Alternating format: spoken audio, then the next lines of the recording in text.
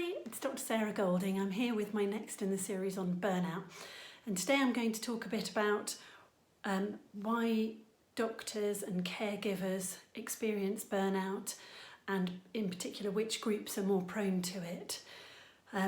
There's a lot of information out there and increasingly they're studying it.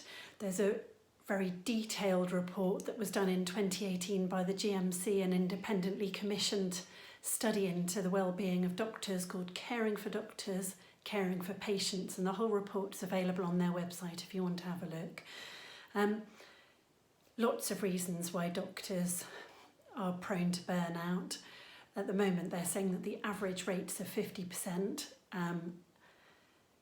Partly it's because we're people that come into work perhaps when we shouldn't. There are high levels of presenteeism. As a group in the society, we're much less likely to take time off if we're ill. So we come in ill, we work through it, and we don't give ourselves times to recuperate, mainly because we're worried about the burden on other people and feeling guilty.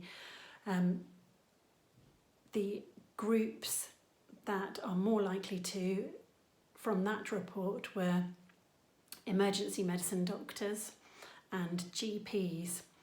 Now, one of the links between burnout developing was the length of day, and demand has certainly gone up exponentially over the last at least 10 years, if not 15 years in general practice, and the appointment times haven't gone up in line with the level of complexity.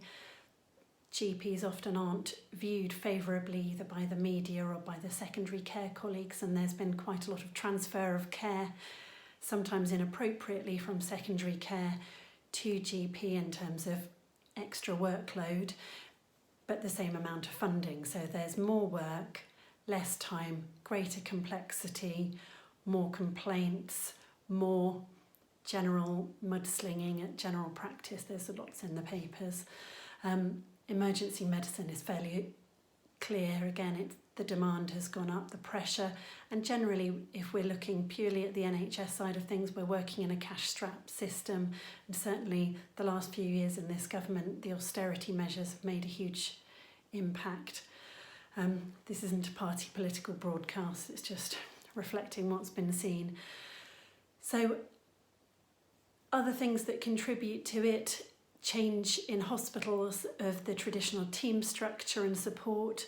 You know, the old hospital mess system where you could go and decompress and have a whinge, and I know there used to be bars in hospitals, now that's a bit probably would be frowned on, but the general community spirit, how do we look after each other, how do we feel like we're part of a team and we're not alone, and again, working by yourself for long periods is linked to burnout.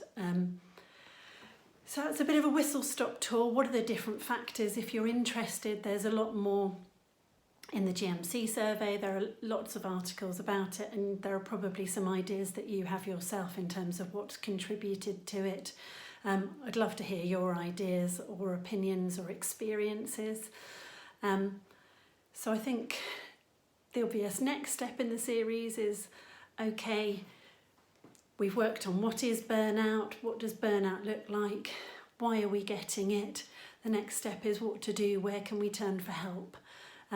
So that's where I'm going to go to next, and I'll be putting some resources up.